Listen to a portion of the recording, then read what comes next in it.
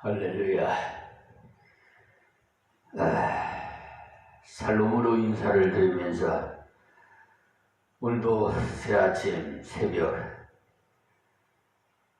하나님 앞에 조아려 말씀을 먹는 시간, 아주 기쁜 시간이 돌아왔습니다.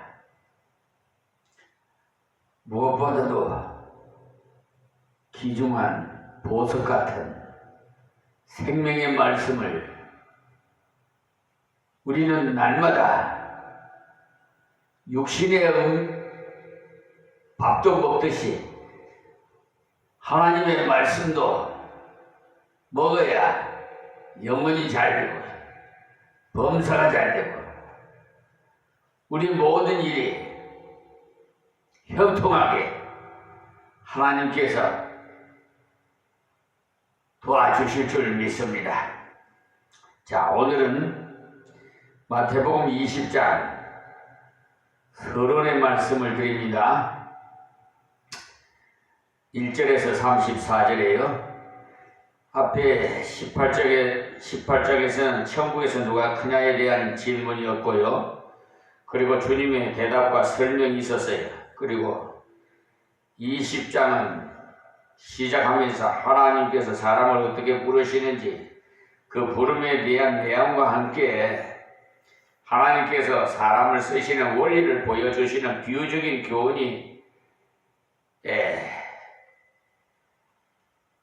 교훈을 말씀해 주셨어요. 왜 이런 교훈을 자주 하느냐 하면 사람들의 관심이 얼마나 높아지느냐에 있기 때문입니다. 교회 바깥 사람들만 그런 것이 아니라 교회 안에서도 많은 사람들이 어떻게 하면 높아지며 어떻게 하면 유명한 사람이 되는지에 상당한 관심들이 있지요. 그러나 하나님께서는 은혜로 부르시며 하나님의 뜻대로 순종하는 자를 쓰신다는 말씀이에요. 하나님께서는 어떤 사람을 부르실 때 그의 기능이나 능력 때문에 부르시는 것이 아니에요. 왜 그런가?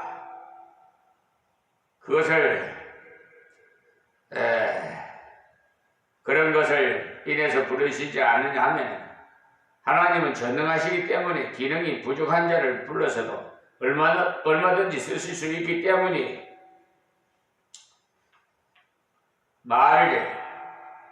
설교를 매끄럽게 하지 못하는 자도 하나님께서 말 더듬이도 들어서 쓰십니다. 그러니까 기능이 부족한 자를 불러서도 얼마든지 쓰신다 이 말씀입니다. 사람이야 머리 좋은 사람, 일 잘하는 사람을 뽑아 써야 현명하지요. 그러나 하나님께서는 기능이 부족한 자를 불러 쓰시는 경우가 많아요. 모세가 청년으로서 칼싸움을 잘하고 말 잘할 때 그때는 오히려 쓰시지 않았어요. 40년이 지나서 80세가 되었을 때 부르셨는데 여러분 생각에는 모세는 120세까지 살았으니까 80세라도 지금 우리로 치면은 50세쯤 되겠지만은 그런 생각을 하기 쉬우나 그런 것이 아니에요. 그때도 80세면 노인입니다. 모세가 쓴 시편 90편 10절에 우리의 연수가 70이요 강건한 80이라더라고 말씀하셨잖아요. 그때도 보통 사람은 70세를 살았고 강건한 사람은 80세를 살았다는 거예요. 지금도 특별한 사람들은 120세를 살지 않습니까? 모세가 40대에는 그야말로 일할 만한 때이죠. 그때는 기능도 좋고 능력도 있을 때인데 모세 스스로도 일하겠느라고 나섰지만 하나님께서는 그로 도망가도록 하셨어요. 그러나 나이 80세가 돼서 이제 늙었으므로 자신의 능력으로는 아무것도 못한다는 것을 알았을 때 그때서야 하나님께서 부르셨어요. 왜냐하면 모세의 능력이나 모세의 말재주로는 하나님의 일을 못하는 것을 알기 때문에 하나님의 일은 생명을 살리는 일인데 모세는 40대 죽이는 일만 잘했잖아요. 그러니 하나님께서는 그 사람의 기능이나 재주를 보시고 부르신 것이 아니고 전적 은혜로 부르신다는 사실을 아세요. 그리고 은혜로 부르셨기 때문에 부르신 분이신 하나님의 뜻대로만 맡기신다는 것을 잊어서는 안 되겠습니다. 집사로 부르신 사람, 전도사로 부르신 사람, 목사로 부르신 사람 다 각각 달라요. 사람들이 보기에는 더 높은 사람, 더 낮은 사람이 있어 보이지만 하나님께서는 다 같이 중요해요. 신체 중에 입이 중요하듯이 발도 중요하고, 그렇잖아요. 걸어갈 때는 발이 중요하고 말할 때는 입이 중요하고, 때문에 어느 직분이 더 낮고 어느 직분이 더 높은 것은 아니에요. 목사님은 높은 강단에서 설교하시니까 높겠지 하고 생각하시겠지만 하늘나라 가면 아마 목사님보다 상을 더 많이 받은 분이 많을 것입니다. 왜냐하면 자기께 맡겨주신 일을 잘 감당하는 것을 하나님은 기뻐하시기 때문입니다. 주인이 머슴에게 오늘은 밭을 갈아라고 했는데 농 갈았다면 그가 아무리 잘 갈았더라도 시키지를 안 했다고 큰 책망을 받습니다. 그러니까 내게 주시지 않은 것을 자꾸 넘기다 보지 말라 이 말입니다. 로마서 12장 3절 보세요. 그리고 부르심 받은 자는 부르심에 감격해서 충성해야 됩니다. 충성이라는 것은 변함 없다는 뜻인데 맡은 일에 변함없이 최선을 다해야 한다 이 말씀이. 그러면 1절에서 16절의 말씀에는 요점은 폭군 비유로 보여주는 은혜를 불러주신과 부르신 순서에 관계없는 계산을 말합니다. 먼저 부름받았다고 상을 많이 받는 것도 아니고 늦게 부름받았다고 상을 적게 받는 것도 아니고, 여러분 중에도 어릴 적부터 교회에 다니는 분도 계실 것이고 나이가 많은 가운데서 예수님 믿는 사람들도 있을 텐데 아무 관계 없어요. 부름받은 그때부터 어떤 태도를 취했느냐 그것이 중요한 것이지. 1절 말씀입니다. 전국은 마치 품꾼을 얻어 포도원에 들여보내려고 이른 아침에 나간 집주인과 같으니 그랬어요. 여기 품꾼은 부르시기 위해서 애쓰는 주인으로 비유한 분은 하나님이십니다. 여기를 볼 때 부름받은 것이 사람 쪽에서는 아무 원인이 없다는 것을 알 수가 있어요. 예수를 믿게 된 것도 주의 일꾼이 된 것도 하나님의 은혜로운 부르심에 출발하는 겁니다. 사람이 세상에 왜 태어났습니까? 하나님 보내심으로 태어났죠. 하나님 보내실 때 왜 보냈겠어요? 먹고 놀기 위해서 보냈겠어요? 그래서 옛날부터 흔히 하는 질문이 있어요.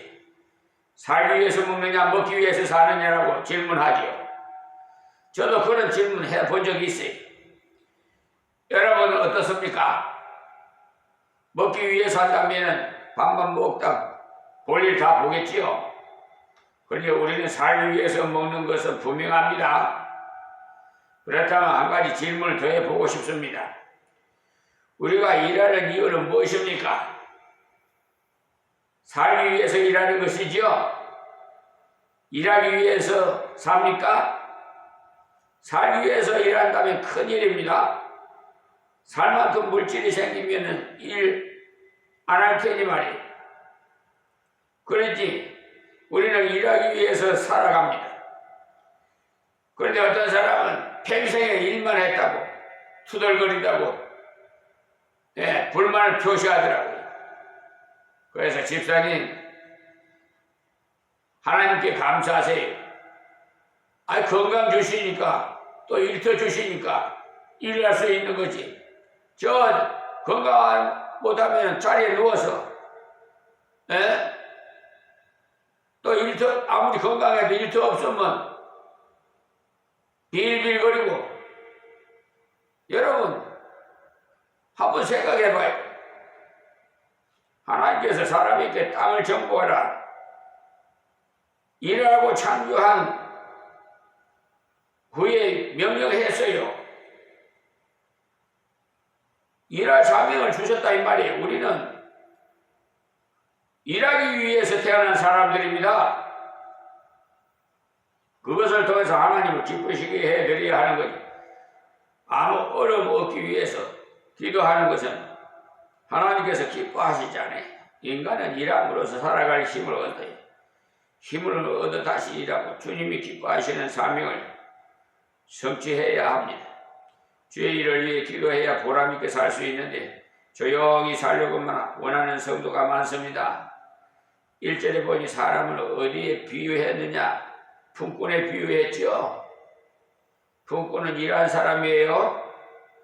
하나님 나라의 사명을 위해서 부르심을 받은 것이 성도들의 기본적인 위치입니다. 그러므로 부르신 분의 목적을 따라서 삶으로 하나님께 영광을 돌려야 합니다. 하나님께서 일시키기 위해서 우리를 부르셨으니 하나님께서 내게 어떤 일을 맡기셨는지 잘 살펴서 감당해 나가면 우리의 세계가 복되고 값진 것입니다. 2절 말씀이야. 제가 하루 한 데나리온의 품꾼들과 약속하여 포도원에 들여보내고 그랬어요. 그러니까 한 데나리온이라는 그 당시 장정한 사람이 일당입니다. 요즘 여러분 일당 얼마 받아요? 요즘은 인건비가 많이 올라가지고 그래도 일만 하면은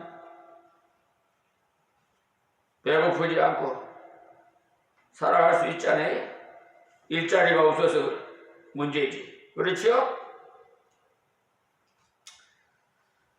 하루 품삯을 이보다 더 주는 것도 덜 주는 것도 별로 없고 대부분 한 데나리온씩 주었다는 말이에요. 요즘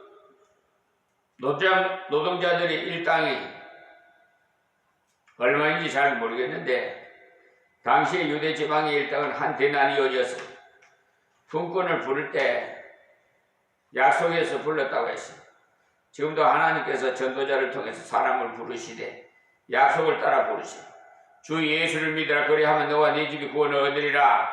수고하고 무거운 짐진 자들아 다 내게로 오라. 내가 너희를 쉬게 하리라고 하신 말씀은 모두가 부르실 때 주시는 약속입니다. 그런 약속이 없다면 우리는 믿을 것이 없어요. 그래서 성경은 약속의 책이라고 해서 구약 신약으로 나눈 것 아닙니까? 품꾼을 불러서 한 데나리온씩 주마 약속한 것처럼 우리에게 주 예수를 믿으면 영생을 주겠다라고 약속하신 것 아닙니까? 그렇다고 이들 품꾼이 특별히 일을 많이 했다고 품삯을 특별히 주는 것은 아닙니다. 또 일을 적게 했다고 안 주는 것도 아니고 약속대로 주시는 겁니다. 자, 3절 말씀이에요. 또 제30세 나가보니 장터에 놀고 섰는 사람들이 또 있는지라. 보던 일꾼이요 보통 언제 부르냐 하면은 제1시에 부릅니다. 현대의 시간으로 환산하면 아침 6시경. 그런데 제3시에도 불렀으니까 9시인데 여름에 9시면 해가 이만큼 올라왔기 때문에 소위 아침 낮을 일은 다 했지요. 시골 가면은 식전 일이 반일이라고도 하는데 9시에 불렀을 시간이 3분의 1은 벌써 지나간 때에 부른 겁니다. 다음 4절 말씀이에요. 저희에게 이르되 너희도 포도원에 들어가라. 내가 너희에게 상당하게 주리라 하니 저희가 가고 그래서 여기 상당하게 준다는 말은 하루의 품삯은 안 되더라도 하루 품삯이 상당히 가까운 품삯을 주겠다는 겁니다. 하루의 품삯이 한 데나리온이니까 한 데나리온보다는 적지만은 상당한 양을 주겠다는 겁니다. 그러니까 사실 이럴 때는 대개가 반일로 그렇게 잡아가지고 절반 정도 주면 잘 주는 거예요. 요사이처럼 엄격하게 3시간이 모자라니 얼마라고 하는 식으로 그때 당시에는 계산하지 않았어요. 그래서 이 사람은 절반이나 받으면 하고 들어간 거죠. 자, 5절 말씀에 제6시와 제9시에 또 나가 그와 같이 하고, 제6시는 지금으로 말하면 12시입니다. 그리고 제9시는 오후 3시를 말하는데, 그 시간에도 일거리를 못 찾아서 노는 사람들이 있어서 불렀다는 겁니다. 그때도 상당히 줄 테니 들어가서 일하라고 했다는 겁니다. 그러니 이런 경우에는 주인이 주는 대로 받아가야 되겠죠. 이런 시간에 품꾼을 부르는 사람이 없으니 하루를 놓을 뻔했는데 일이 생겼으니 너무나 고마운 거죠. 자, 6절 말씀, 제11시에도 나가보니 섰는 사람들이 또 있는지라. 그러니까 오후 6시가 되면 일을 마치는데 5시에도 또 품꾼을 불렀으니 얼마나 자비로운 주인입니까? 자, 7절 말씀이에요. 가로되 너희는 어째서 종일토록 놀고 여기 섰느냐? 가로되 우리를 품꾼으로 쓰는 이가 없음이니이다. 가로되 너희도 포도원에 들어가라 하니라. 그러니까 하나님께 부름받은 사람 중에는 어릴 때 부름받은 사람으로부터 돌아가시기 직전에 부름받은 사람도 있어서 부름받은 조건이 다 다릅니다. 그렇기 때문에 나는 왜 늦게 믿어서 직분도 못 받지 하는 분도 있어요. 그러나 마지막 결론을 보면 걱정할 거 하나도 없어요. 부름받은 그날부터 하나님 앞에서 나는 자격이 없는데 은혜로 불러주셨구나 라는 이런 의식을 가지고 순종해 가면 그것으로 하나님께서 기뻐하십니다. 민족적으로나 개인적으로나 부르심을 받은 시기는 다르나 다 같이 은혜로 불러주셨다는 사실을 자각해야 합니다. 우리나라는 지금부터 100년 전에 그러니까 140년 전이죠. 들어왔지만은 영국 같은 나라는요. 그러니까 1500여 년 전에 복음이 들어갔어요. 지금 보면은 한 그 이상 될 때도 들어갔겠죠. 복음을 일찍 받아서 그런지 영국 사람들이 쓴 복음에 관한 책을 한번 읽어보면 얼마나 깊은지 몰라요. 그 외제 좋아해서 그런가라고 하실지 모르겠으나 그런 것이 아니고 그런 데는 다 이유가 있어요. 우리나라는 이제 복음을 받은 지 140년 되었지만 그 사람들은요 1500여 년 전이나 되었으니까 그 깊이가 우리와 다를 수밖에 없죠. 때문에 먼저 받을수록 사명이 커요. 민족적으로도 그렇지만 개인적으로도 어머니 뱃속에서부터 예수 믿는 가정에서 자라난 복된 사람이 있는가 하면 십자가 옆에 한 강도처럼 죽기 바로 직전에 예수 믿는 사람도 있으니까 복음을 믿는 것은 결코 자기 때문이 아니고 은혜로 부름받는다는 것을 기억해야 합니다. 은혜로 부름받았으니까 늘 감사함으로 일해야 하는 거예요. 그리고 이런 사실을 자주 일깨워줘야 합니다. 내가 자격이 있어서 예수 믿는 것이 아니고 내가 똑똑해서 예수 믿는 것도 아니고 전적 은혜로 믿음으로 하나님의 자녀가 되었구나라는 사실을 우리는 일평생 잊어서는 안 되겠습니다. 그래야 충성된 사람이 될 수가 있어요. 충성이란 뭐라고 그랬죠? 변함이 없다고 말씀드렸죠? 자, 8절 말씀에 점을 매라고 그랬어요. 포도원 주인이 정직에서 이르되 품꾼들을 불러 나온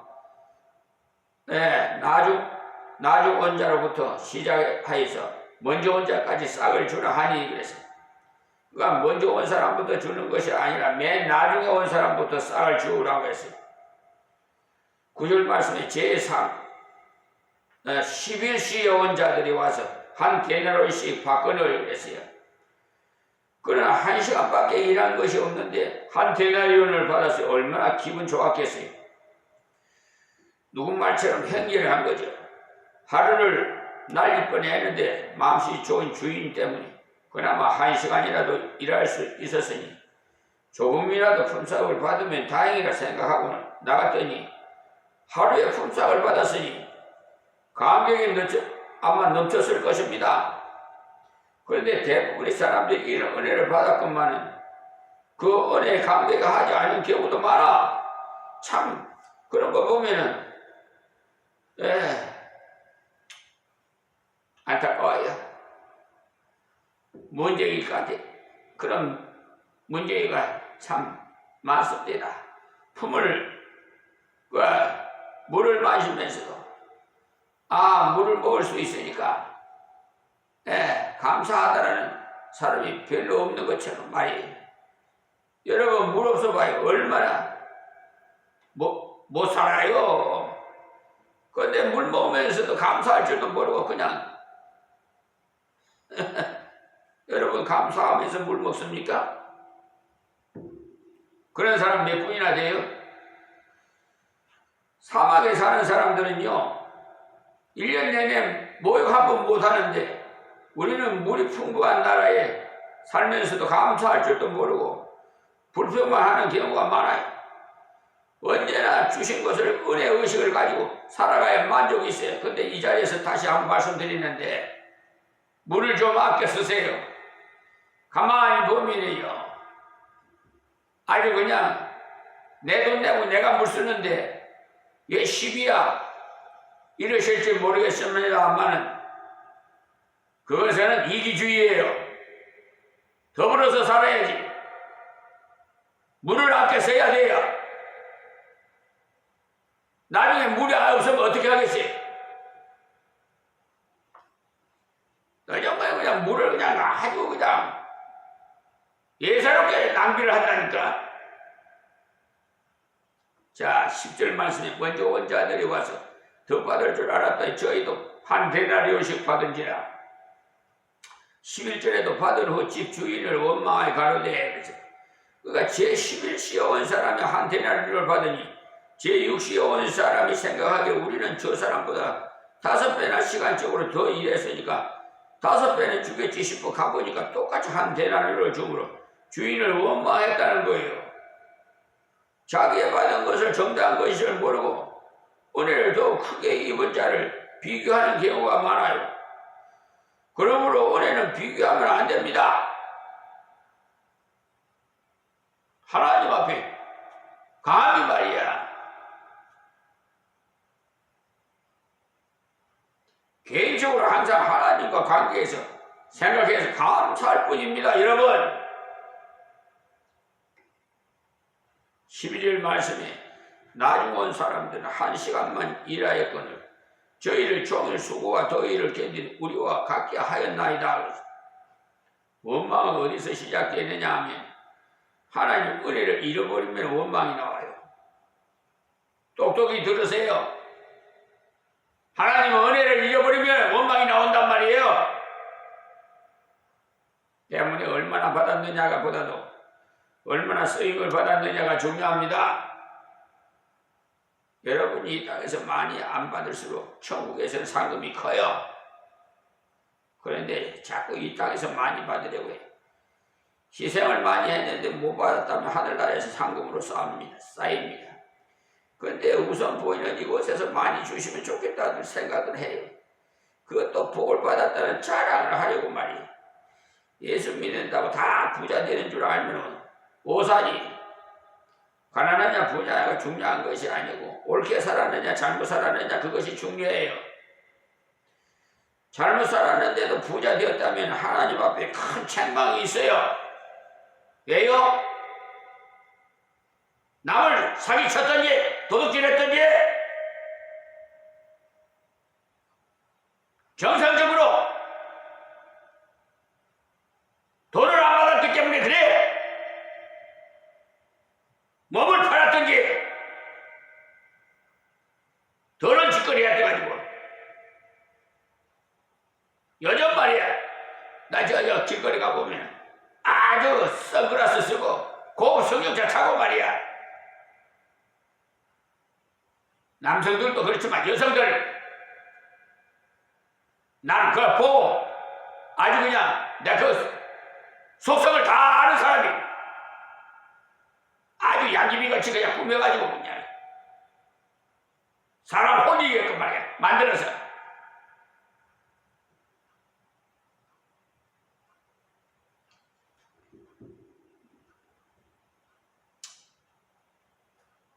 여성은 언제까지나 현모양처하게 여성다웠게 옷차림도 하고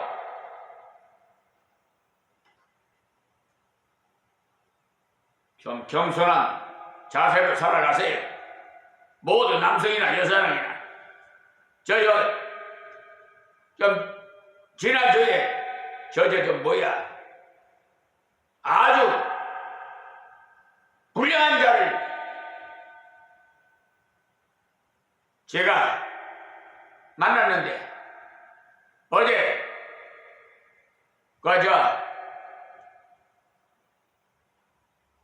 먼저는 저는 검열을 해요. 어때 자동차가 가다 서다 하다 보면은 살짝 입 맞추듯이 그냥 살짝 거리네. 아무 흠도 없고 기수도 없고 그에 인해서 옆구리에 우편에 사각형 모양이 조금 이탈된 것 뿐인데 아니 세상에 이걸 막 확대시켜갖고 공업사에 가가지고 완전히 그냥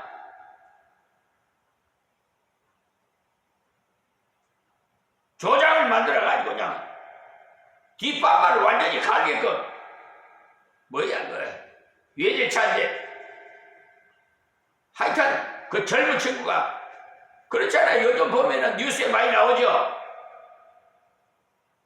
완전히 보험 사기꾼들, 예? 노인이나 여인이 운전하면은 덤태기 씌워가지고 아니 멀쩡한 사람이 입원해가지고 돈 300만 원을 단다고? 못된 놈들. 그래서 어제 관할 경찰서에다가 수사를 의뢰를 했어요. 고소장을 제출했으니까 아마 혼쭐 날 거예요. 현장에서 찍은 사진과 공업사에서 사진 찍은 거하고 완전히 변질이 됐어. 그리고 블랙박스도 저 유튜브 방송에 올려놨어요. 보십시오. 그거 멀쩡해요. 사각형 조금 어떻게 이탈이 됐더라고요.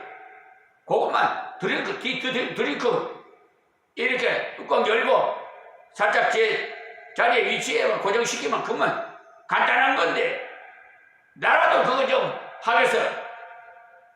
그런데 이게 완전히 보험 사기꾼들. 그래서 보험 사기 반기 특례법으로 하나님께서 저한테요 법 수천 수만 가지를 다 팩트해 주기 때문에 저의 변호사는 예수님이, 그러니까 제 눈에 한번 걸렸다 하면 예수님에게 걸린 거예요. 목사니까 첫째는 권면을 해요. 그러나 듣지 않으면 세상법으로 때리칠 수밖에 없죠. 그 나중에 손해배상도 다 씌울 거예요. 수천만 원 내가 지금 계산하고 있어요. 한 40대 젊은 친구가 아주 신사 차림으로 아주 그냥 뺀들뺀들하게 생겨가지고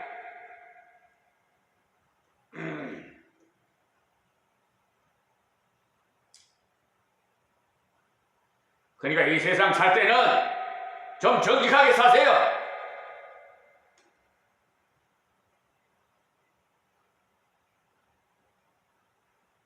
잘못 살았는데도 부자가 되었다면 하나님 앞에 큰 책망이 있어요. 왜 그러겠어요? 그 수사해보면 알아요. 정상적으로 정직하게 공무원이 일하면 아파트 하나 한 채 살리기도 힘들다고 그래요. 근데 수백째 가지고 있는 사람들 몇 사람이나 된다고 그러더라고. 몇 사람. 네? 그럼 뭐 무슨 어디에서 돈이 나서 그렇게 샀겠어요?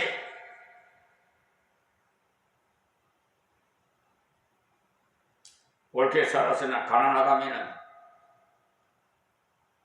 희생할 만큼 오히려 큰 상금을 받아요. 가난하였으나 끝까지 믿음을 지켰으므로 하나님의 위로를 더욱 크게 받습니다. 그저 나사로가 누구의 품에 있었어요? 아브라함 품에 있었지요. 그것은 가장 사랑받는 상태입니다. 천국에는 돈이 필요 없어요. 천국엔 사람이 필요한 거예요. 사랑은 영원한 것이기 때문에 품꾼들이 만약에 원망하지 않고 주인이여 우리로 일하게 하셨고 그 싹도 주셨으니 감사합니다라고 했더라면 주인에게 크게 칭찬받았을 겁니다. 그러나 이들은 불평을 했으므로 책망을 받지. 자, 오늘은 여기서 말씀을 맺고 다음 시간에 13절 다시부터 말씀드리겠습니다. 하나님 감사합니다. 이 비천하고 부족한 민말의 종이 하나님 말씀 증거하여 싸우니 생명의 말씀만 저들의 마음속 깊은 곳에 간직하게 하여 주셔서 늘 기억나고 생각나게 하여 주시옵소서. 그래서 이 세상 사는 동안에 예배의 삶을 살아가게 하여 주시옵시고 죄를 지은 잘못된 자들을 다 회개하고 거듭나게 해 주시옵소서. 이 사회가 너무나 혼란스럽고 저 불량자들, 마귀 사탄이 미혹당한 자들 불쌍히 여기시고 회개시켜 주시옵소서. 북한에 있는 우리 동포도 불쌍히 여기시고 이방인들도 다 구원시켜 하나님 영광 받으시옵소서. 예수님의 이름으로 기도합니다. 아멘.